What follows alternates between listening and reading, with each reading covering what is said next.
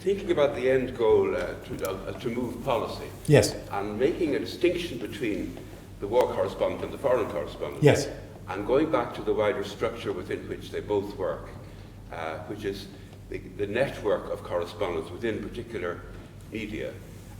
Would you say that the rundown in major print media of these networks of correspondence compared to 2 or 3 decades ago has impoverished the overall policy debate, the contextualisation of the issues, or has there been compensation for that? For example, from NGOs, from the freelancers, from other competitive media, from the likes of Al Jazeera.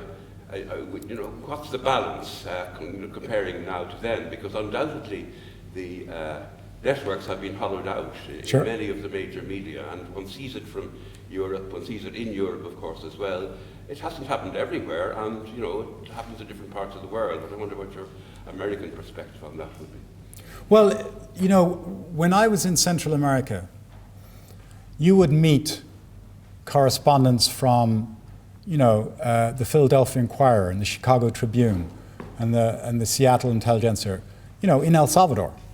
And they would be there to do some stories, and they would inevitably find some guy from Chicago or Seattle to make the focus of one of their stories. But they would be writing stories across the board.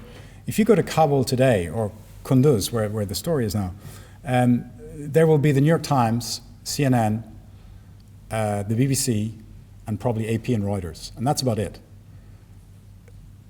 The budgets have been so cut down that most other media organizations simply don't have the budget to send people. And that has several effects. One, and reprising what we were just talking about earlier here about media keeping each other honest. I don't think there are foreign correspondents out there making up stuff, really. I mean, there are some bad apples, but when the fewer journalists you have, the less fact-checking is effectively going on. And as I said earlier, wars are very confusing and information is often distorted. If you have only got 2 or 3 journalists reporting on a complicated conflict, the chances are that some stuff is going to come through that's not going to be confirmed, is not necessarily reliable. That's a problem. Secondly, I think that the compensatory factors that you suggested, it's quite clear that some NGOs are trying to fill that vacuum. I'm not always comfortable with that because all NGOs have an agenda, which is not to say it's bad, but they have an agenda. That's their point of existence. And so they will generally push the humanitarian viewpoint, which is great, but that's sometimes to the exclusion of what else is going on. Human Rights Watch, whose deputy executive, Carol Bogart, used to be a Newsweek correspondent whom I knew, they just launched their own magazine because it turns out that they have more reporting capacity around the world than most media organizations. And they are quite openly an advocacy organization. They send their researchers into the worst war zones. Their model up to recently had been to then feed that to news organizations. They've now become so frustrated at not getting it into news organizations. They've actually launched their own magazine. It's a print thing. I've received it in the mail, and plus it's online. But that's not going to completely fill the vacuum for the retreat of the mainstream media. It's a concern, and I have to tell you that the foreign staff, both war and foreign staff in general, are the worst hit, largely because it's the most expensive on any budget.